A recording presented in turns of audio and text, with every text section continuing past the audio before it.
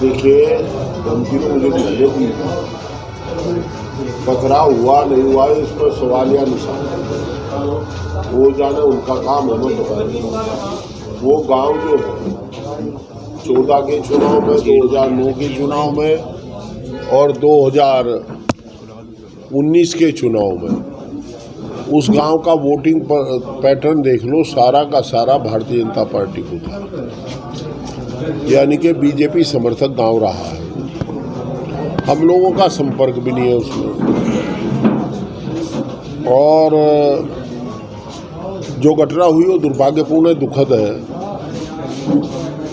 हमारे हिसाब से ऐसी घटनाएं नहीं होनी चाहिए। चुनाव लड़ना है, चुनाव शांतिपूर्वक संपन्न हो, हम लोगों को करें। मैं भी गया था गांव में 10 बजे, तो पुलिस ने रोका, हम बाहर से बाहर गांव में घुसने दिया। उन्होंने कहा, बड़ी शालीनता से कहा कि साहब आप जाएंगे तो उत्तेजना फैल सकती है।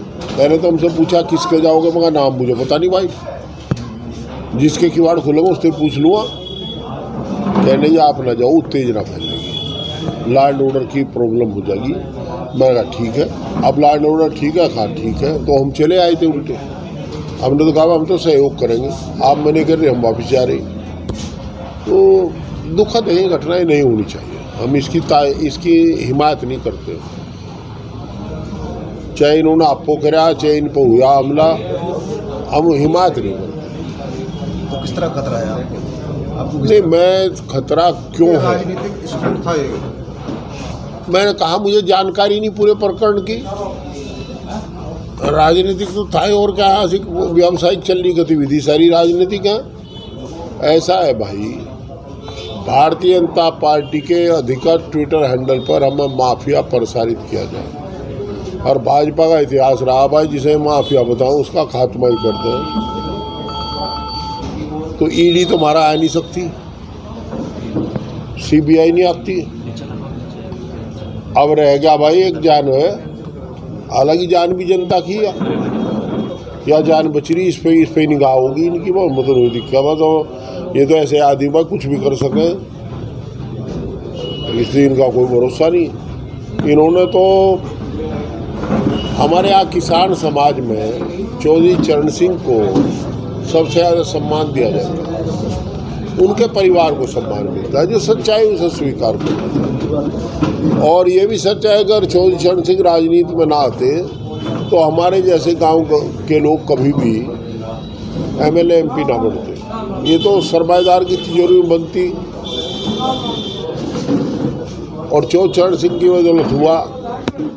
इन्होंने 2019 के चुनाव में उनकी पौत्रवधू, जो गांव का सम्मान का प्रतीक थी,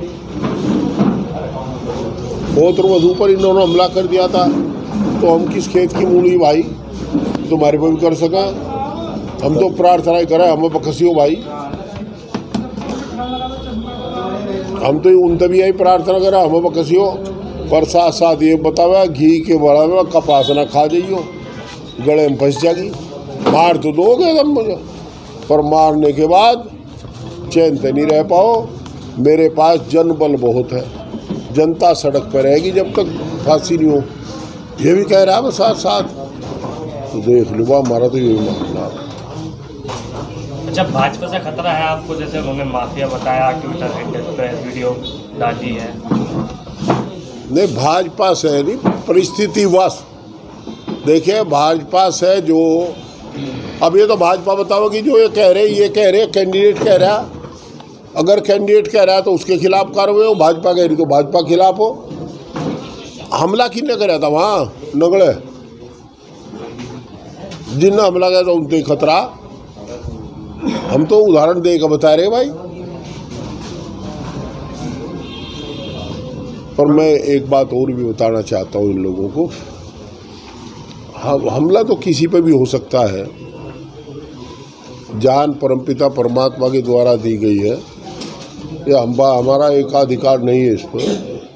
हम जानते हैं हमारा कुछ नहीं बिगाड़ सकते, क्योंकि हमारी पुष्ट पर जनता बहुत खड़ी है, और वो जनता बहुत बहादुर है। अगर ये हमारे साथ कुछ करेंगे तो यकीनन समाज तो सड़क पर आवेगा। हम तो आपके चैनल के माध्यम से भी यही अनुरोध करेंगे, प्रार्थना करेंगे कि यह हो सके उत्तेजना फैलाने के लिए ऐसी बात कर रहे हो, कोई उत्तेजित ना हो और आराम से शांतिपूर्वक तरीके चुनाव में खुशामद उसामद करके वोट मांगने का काम करें। चुनाव जीत रहे हैं, जीत का अंतर बढ़ाना है, ये हमारी सबको अपने समर्थकों को प्रार्थना है। भाई देखिए, भारतीय जनता पार्टी का ट्विटर हैंडल हमें माफिया बता रहे हैं, तो इसका मतलब ये है कि हमारे खिलाफ कुछ करने का इनका इरादा है। माफिया तो हमें नहीं, मुकदमे हमारे खिलाफ है नहीं, हमारे तो 7 पुस्तकों मुकदमा नहीं, पर एक इतने बड़ी जिम्मेदार पार्टी का, देश की सबसे बड़ी पार्टी का अधिकार ट्विटर हैंडल पर माफिया प्रचारित किया जाए तो कोई हमारे खिलाफ षड्यंत्र है। षड्यंत्र क्या करेंगे? ईडी मेरे आ नहीं सकती, पैसे नहीं मेरे पर, तो जान है वो जान भी जनता की, जान का खतरा हो चुका और क्या? तो आपने कोई शिकायत की है इलेक्शन?